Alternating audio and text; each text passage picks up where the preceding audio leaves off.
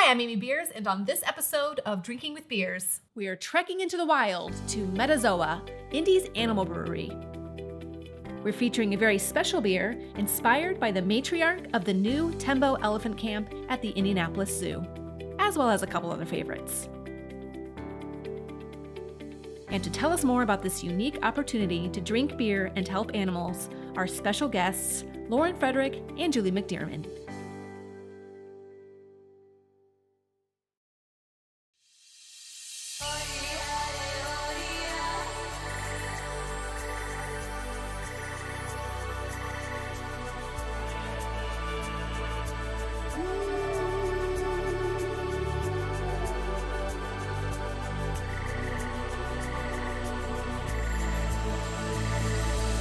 Animals, large or small, have the ability to comfort us in times of distress, uplift our spirits in our darkest moments, rescue us in times of trouble,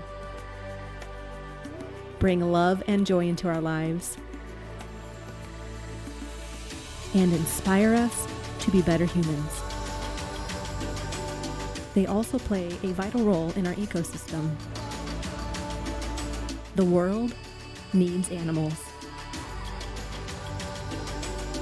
Without them, we would cease to exist. That is why, since day one, Metazoa has donated 5% of its profits to various animal and wildlife foundations, earning it a reputation as Indy's animal brewery. It's the only brewery in Indianapolis where locals can enjoy beer while playing with their pups in the adjoining dog park.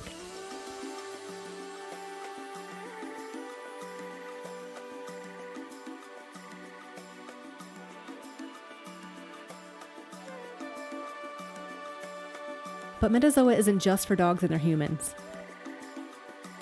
Animals of every kind, class, and category are welcome. With a talented team of brewers who brew great tasting beer, a chance to connect with and help our furry friends, and a breathtaking view of the cityscape at sunset, makes Metazoa one of the most frequented breweries in Indianapolis.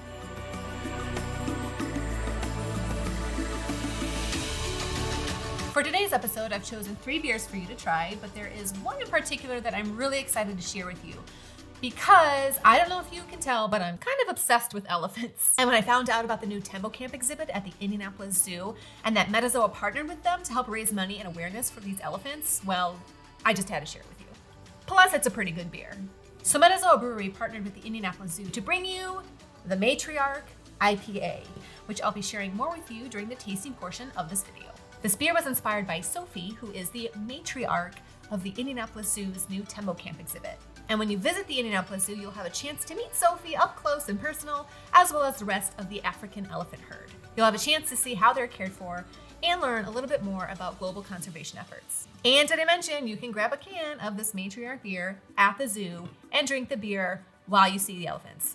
And what's great about it is a portion of the proceeds of this beer go to help the elephant herd. Here's a little sneak peek into Tembo Camp.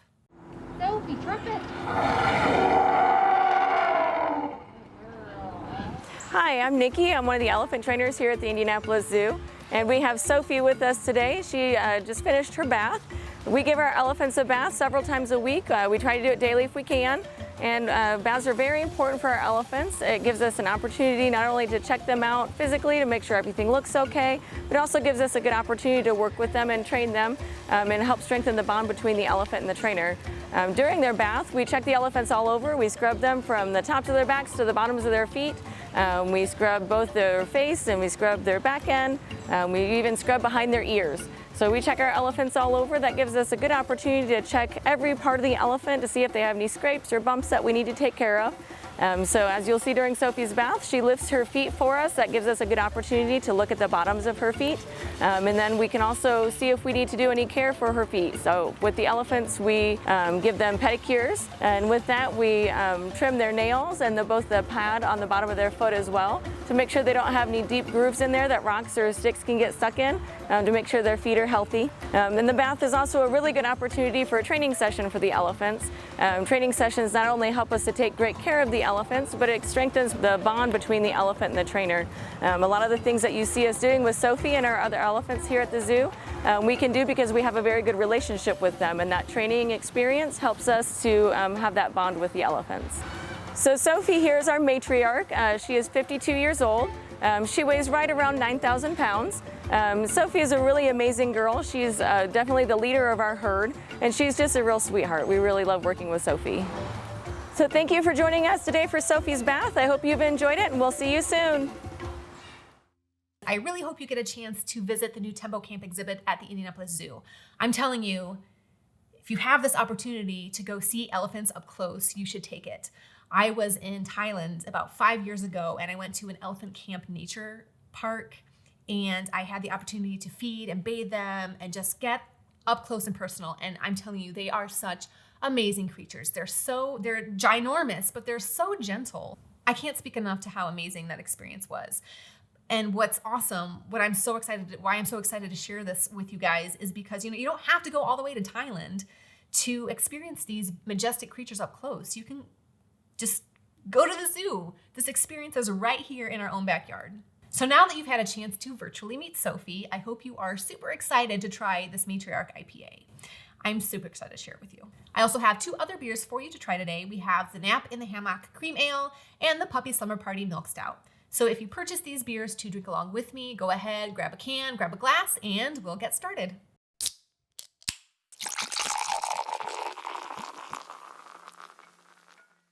For today's tasting, we have 3 beers from Metazoa Brewery. We're going to start with the Nap in the Hammock Cream Ale. Then we'll do the Puppy Slumber Party, which is a milk stout. And then we'll end with the Matriarch IPA. So we'll go ahead and get started with the Nap in the Hammock. This is, by some, considered to be the gateway to craft beer. It is very approachable. Historically, cream ale was the ale brewer's response to the German lager. So real quick, in the beer world, there are 2 main tiers that most beer styles fall under. You have ales and you have lagers. And the difference comes from the type of yeast that's used. So lagers tend to ferment very clean, and ales tend to be a little bit more complex. So the cream ale is clean, light, and crisp like a lager, but you may notice, go ahead and take a little whiff, take a little sip. You may notice that it's similar to a lager, except it has just a little bit more complexity. So cream ale is actually a historic American style of beer. And again, this was the ale brewer's response to the lager. So you had the British who were here in the States, they were brewing their traditional ales, and then the Germans came with their ever popular lager. So the ale brewers were like, ooh, how can we compete? So they brewed their own version of the lager, except they are traditionally brewers of ale. So what you end up with is something similar to a lager, but just with a little bit more complexity. And again, that comes from the ale yeast. So the cream ale has pretty low to moderate hop characteristics. And then it's also not uncommon for the style to display some sweet corn-like notes. This particular recipe does use a little bit of flaked corn in the grain bill, as well as very high quality 2-row barley malt. So you may find it has a touch of sweetness in its flavor profile. I don't know about you, but I'm not getting a whole lot of hop characteristics. Like I said, it can range from low to moderate. Everyone's palate is different. Me personally, I get a lot more sweetness on the front end, just a little ping of that hop bitterness on the back end. It's just kind of like, boom, hey, here I am, I'm a little hop, hello. But let me know what your experience is. So when it comes to tasting beer, while there are certain parameters that a beer style will fall under, there really aren't any right or wrong answers when it comes to tasting beer, because everyone's palate's different and it's completely subjective. That's not to say, for example, you wouldn't be tasting roastiness in a cream ale, but what I mean by that is, as I mentioned earlier, this style can range anywhere from low to moderate hop bitterness. So while one person may not get any hop characteristics, somebody else might, taste a lot more hops.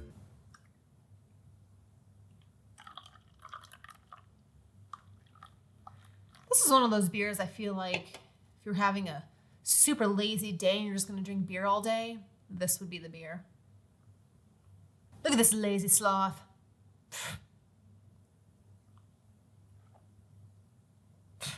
Next up, we have the Puppy Slumber Party. Now, this is a peanut butter milk stout. And even though it has the word milk in it, there's actually no milk in this beer. Instead, milk stout contains lactose, which is a milk sugar. This sugar is unfermentable by the yeast. So the yeast are not converting the sugar into alcohol or CO2. Instead, they are leaving it in the beer to give you a nice little touch of sweetness, just like a puppy. Typically, stouts tend to have a roasty characteristic, and this comes from the roasted malts. This particular recipe uses chocolate malts. Now, there's not actually chocolate in the beer. It just takes on a chocolate type flavor because of how the malts are processed. Chocolate malts also contribute that roasty flavor that you're experiencing, and it gives the beer its color. We also have Munich malts in this recipe, which adds a touch of toastiness, which I think provides a nice little backbone to that roasty flavor. There are also wheat and oats in the grain bill. The wheat gives it that fluffy mouthfeel, and then the oats gives it a sweet silkiness, which I think really melts very nicely with that sweetness from that lactose. And then you have that nice addition of peanut butter. And I don't know about you, but when I first tried this, I didn't get a whole lot of peanut butter at first, but then as the beer warmed up, I feel like it started to release those peanut butter notes. And that's often the case with darker, more complex beers. The more it warms up, the more it releases its flavors and aromas. So let me know what you think. Did you get a lot of peanut butter up front? Did it kind of take a while for you to get that peanut butter flavor? Let me know what you think. So this is a beer that definitely bounces towards that malty sweetness. Plus you have the addition of lactose and the addition of peanut butter and those oats, which all contributes to that sweetness. So I was thinking when I was first trying this, why is it that Metazoa named this Puppy Slumber Party? And the conclusion I came up with was, I imagine that if I was to host a bunch of puppies at my house and they were gonna spend the night, they're little fluffy fur balls of energy. You're probably gonna need a lot of coffee to get through that. So that's where that roastiness comes in. And then of course you have that peanut butter, and then you have, that lactose and a lot of those little sweet touches, and then that wheat that gives it that fluffy mouthfeel. So it's like kind of this fluffy, sweet beer, kind of like a puppy. It's so cute and fluffy. So the peanut butter makes sense, but chocolate, don't give chocolate to your dogs. So this next beer I'm super excited to share with you because I've kind of been obsessed with elephants ever since my experience in Thailand.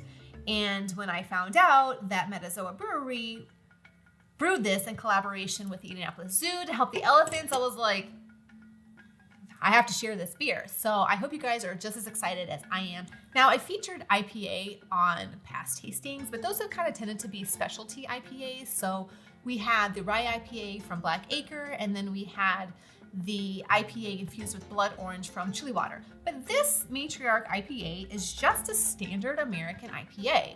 So if you've watched my other videos, you'll know that this is gonna be a very citrus-forward beer. And again, that comes from the hops. Matriarch IPA features two of those classic American hops, Cascade and Centennial, and then a newer, more modern variety called Mandarina. And if you watch my past videos, you'll know that Centennial and Cascade are very citrus forward, and as I'm sure you've probably gathered, Mandarina is also citrus forward. So this is a very citrusy beer. Yep, I'm definitely getting those citrus notes. So sometimes I like to play a fun little game and use my imagination to come up with these images of what I feel like this beer represents. And I'm definitely getting those citrus notes. And then I feel like as the beer warms up, I'm getting a little bit of grassiness. And then the beer, because it's an IPA, finishes dry. So the image that comes to mind for me is this elephant who is in the grasslands of Africa.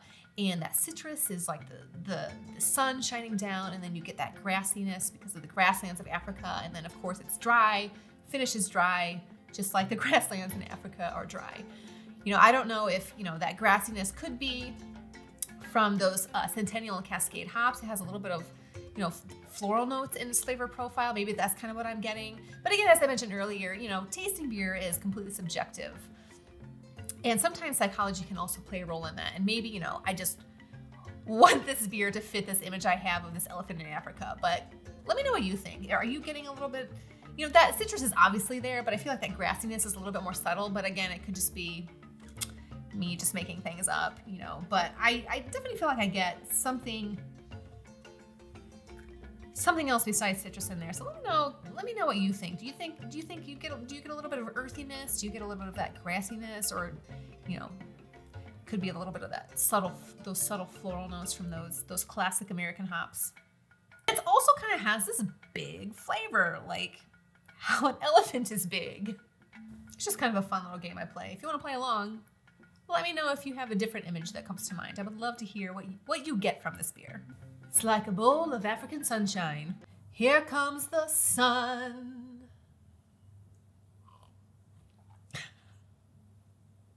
Anyway, I hope you like this beer selection. Let me know which of the three was your favorite. And for today's special guests, I'm really excited to introduce you to Lauren Frederick, who is the Vice President at Metazoa Brewery, and Julie McDearman, who is the Director of Institutional Advancement at the Indianapolis Zoo. And they're going to tell us more about this unique opportunity to drink beer and help the elephants.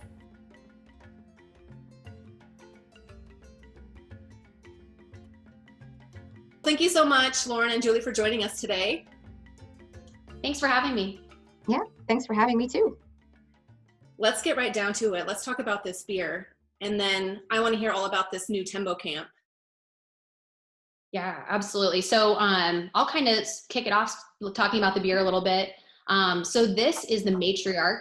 It's our American Pale, and it's got a nice kind of golden color, has a variety of different hops that kind of give off a fruity and floral flavor, but a little bit of hop, but not too much. So you can definitely have a couple of them and walk around the zoo and check out the new exhibits.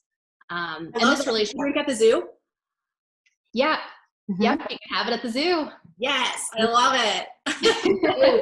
in our beer hut here at the zoo that we have, last year was the first year with our partnership with Metazoa for the snake can last year, the Mamba can. And we did a lot of beer sales here at the zoo. It was great. It was really fun.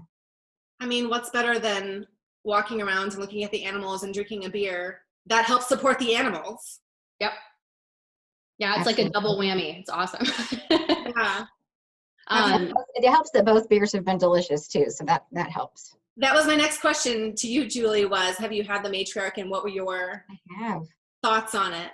Yeah, it's really good. It's summery. I feel like it's got a really good flavor. I'm a big beer fan, so I like trying new ones. And I know when Metazoa invited us to do the tasting, or kind of a tasting, when we were talking about this second partner, or the second year for this, we got to sample some different beers, and I just loved it. I love trying that stuff.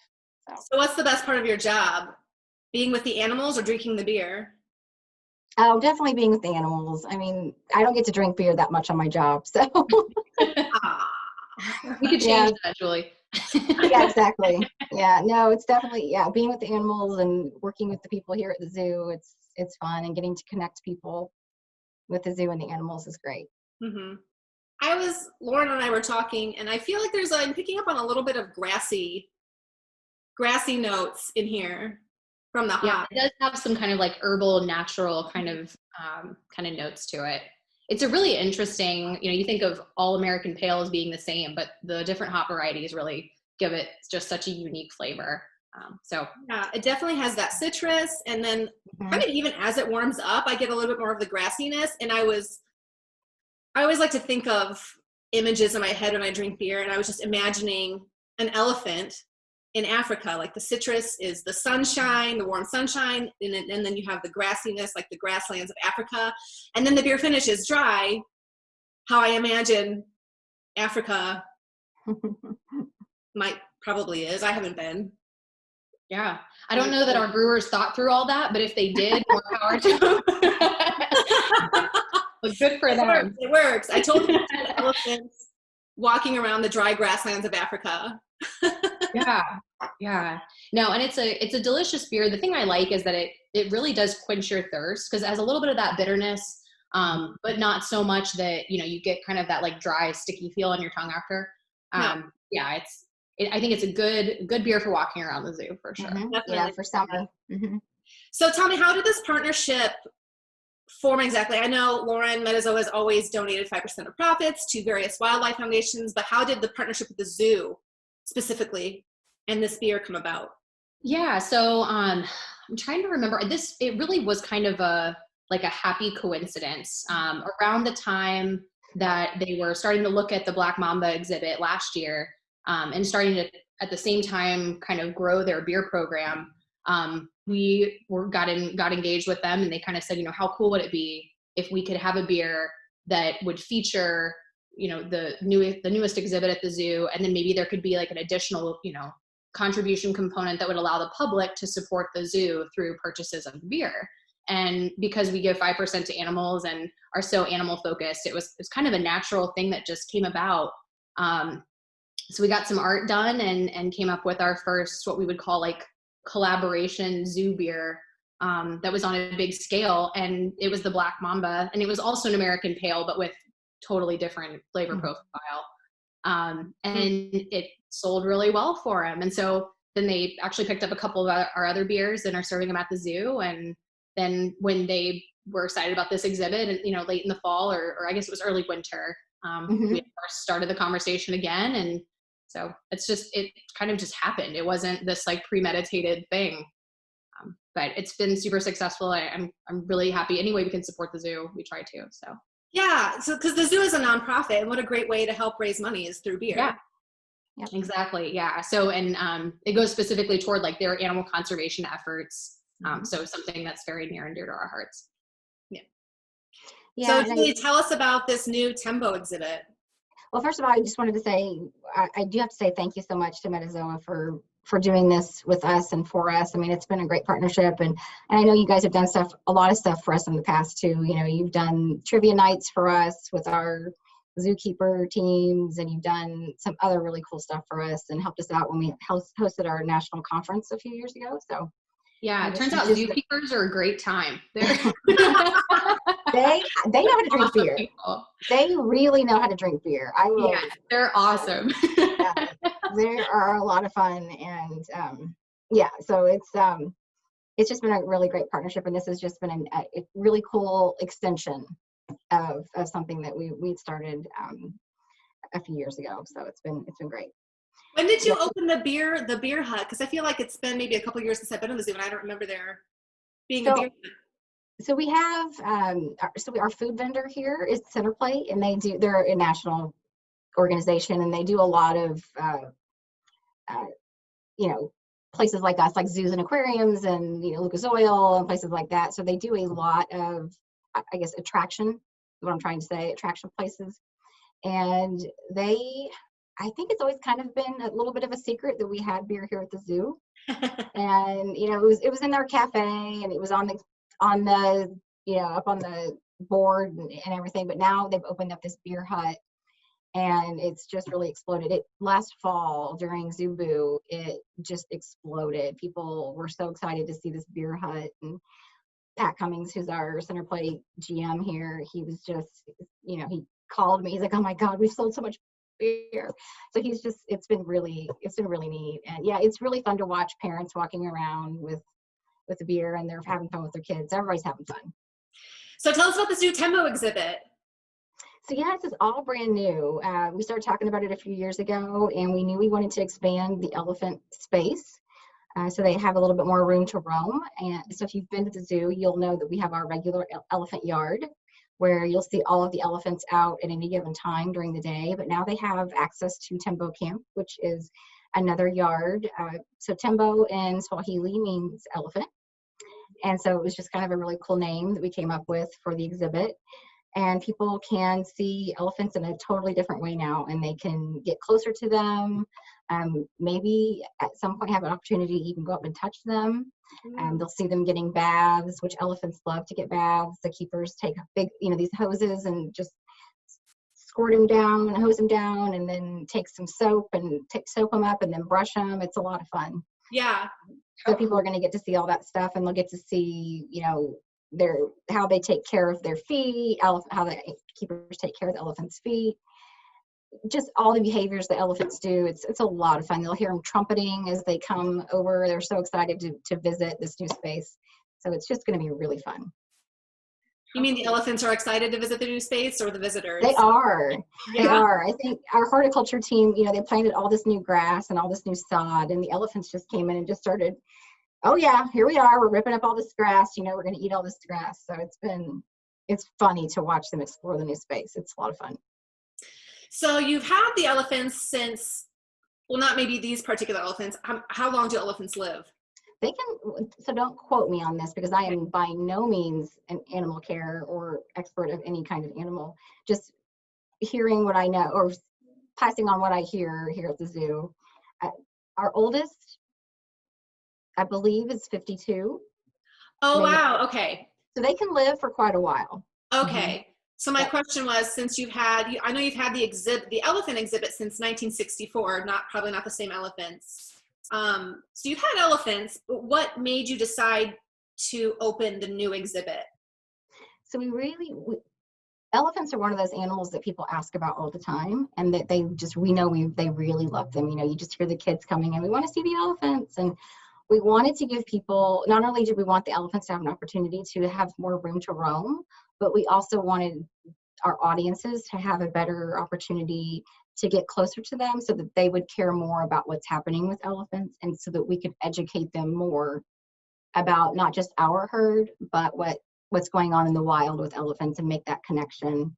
So you'll see some we have new signage over there, new interpretive signage that talks a lot about what's going on, and with the conservation projects that we support, that our zoo supports in Africa with elephants, and then what people can do to help elephants. So just getting people to care more. That's really our mission, is to get people to care more about animals, so that they can take care of those animals here at home and in the wild. So your elephants are sort of an ambassador. Absolutely. For the other elephants. Yep. So what is going on with the elephants not at your zoo specifically, but just in general? Yeah, so elephants, they really are a keystone species in the wild. Anytime an animal disappears from an ecosystem, you've totally disrupted that ecosystem. So elephants are really key to keeping the ecosystem going and healthy. They use their tusks to dig for water, and that helps other animals get water. It helps plants grow, all of that. Poaching and human poaching and habitat loss are their two biggest risks right now. It's on average about 96 elephants a day are lost in Africa due to poaching and for their tusks, unfortunately. And so we are working really hard to educate people about why it's important for them to care about what's happening in the wild with elephants. Mm-hmm. I feel like that answers all of my questions about the threats to elephants and why conservation is important. I hope it tell does. us a little bit about the herd. So we have 6 elephants here at the zoo, and Sophi is our oldest, and of course Matriarch, which is the beer name from Metazoa, was inspired by Sophi. So the can that was created for that beer was in honor, I guess, of Sophi and our matriarch. I love it. And that was another thing that we really loved, like as we kind of started talking through the names and the concepts, was this idea of like the female leader of the herd. We just thought that was such a cool image. And on the back of the can, there's a little picture, like a little icon of the like seemingly mother elephant with like the little baby following and like attached to the trunk. Like, it's really cute. So it kind of gives this idea of like the female leader. Lauren, have you had a chance to meet Sophi? I haven't yet. Maybe one day. We'll do that. We will do that. Yeah. Can I come too? Absolutely. Yeah. We'll go pet her. My favorite animal. I don't know if you can tell. I have my elephant, my Your elephant t-shirt. shirt. Yeah. I was I going to wear my should elephant necklace. I love them. Do you have? I think I have elephant ear. I should have worn my elephant earrings today. I know I have a pair now, and I have an elephant necklace. I should have just gone all out. I didn't even think about it. I love them. They're so big and large, but they're so gentle and loving. And they're very smart, and their memories are quite amazing. I don't know if you've ever had a chance to go and read about elephants, but just years later, they'll see somebody that they knew from previous years, and they'll remember them. It's very cool. Well, it's that saying, an elephant never forgets, right? Mm-hmm. After months of being closed, and we are really loving seeing people again. Lauren and some of the Metazoa team were here the other day, and we got to host them a little bit. And so it's great to see people again. We really need people to visit and, safely visit. We're encouraging people to wear masks and social distance as they come into the zoo. Time ticketing is what we're doing right now as well. If somebody wants to purchase a ticket to the zoo, or if they're a member, they have to do a time ticket and reserve a spot. They can go online to our website, indianapoliszoo.com, and do that. And we want people to come back. We're so excited to see faces again. And we've been engaging with the public for the last 3 months over social media, and people just kept saying they couldn't wait to come back, and we're super excited to see everybody again. Yeah, the zoo is always one of my favorite summertime activities, and now especially that there's beer there. Mm-hmm. Yeah, there you go. Better. Yeah. So we want people to visit. We really need to see people again and to get them out here. So definitely come out to the zoo. That's right. Come out to the zoo. Even if you don't have kids, right? Even if you don't have kids, you can still come to the zoo. Yeah, it's so fun without. I mean, you don't need to have kids to have fun at the zoo. No, you do not. I am proof. I don't have children, and obviously I work here, so I'm a little biased. But yeah, you don't need. We have plenty of people who don't have children. And actually, we have something I can plug too is our Indy Zoo Council. It's our Young Professionals Council, and it started back in 2012. And it's just a young council here at the zoo, and you get a membership to the zoo, and then you get to do kind of cool insider stuff. And it's young professionals, so it's a lot of fun. But we also we have an event. It used to be called Zoo La La, but now it's called Brufari. And this is the first year that we've changed it to that name. I know. So yes, now you're perking up, right? Yes. So we started it a couple of years ago where we changed it to, it used to be it was in February, and it used to be I guess the best way to describe it was sort of an adult prom here on grounds. And people would dress up, and it was in February, so it was cold out, but we decided to change the format. Mm-hmm. And this is an event that's hosted by our Indy Zoo Council. It's hosted by the Young Professionals Council. So we changed it a couple of years ago to a Halloween themed event, and it's in October. And this year we decided to change the name because Zoo La La doesn't really tell people that it's a beer event. So we've been working with Zinc Distributing, and people can come and sample beers, and it's adults only. So it's an adults only night at the zoo. So people can come out and enjoy more beer at the zoo, all kinds of beer samples. And we encourage people to dress up. Last year's, it was really fun to see the outfits that people came up with to wear to the zoo. So that's something. October 3rd is our date right now, and we hope everything will still move smoothly for that date. Metazoa will be there. Yes, we will. Start planning our costumes now so we can do something awesome. Plenty of Metazoa beer too, I'm assuming. Oh yeah. Yeah. It's fun. We rarely have adult nights. Zubulation's one of them, Brufari's the other. The concert series, of course, those are open to anyone of any age, but we rarely have adults only nights. And so it's fun when we do. It's fun for people. Yeah. Yeah. I mean, anytime to come to the zoo sounds fun. Absolutely. But especially an adult night when there's beer. Amen. That's common theme here, right? With you, Amy. If there's beer, I'm good. Yeah, if there's beer and animals there, I'm there. Yeah. I'm there. Well, thank you again so much for joining us today. Thanks for having me. Yes. Cheers. Cheers, oh, guys. sorry, Julie, I forgot you don't have beer. Well, I put my little water. There you go. Cheers. On it. Cheers.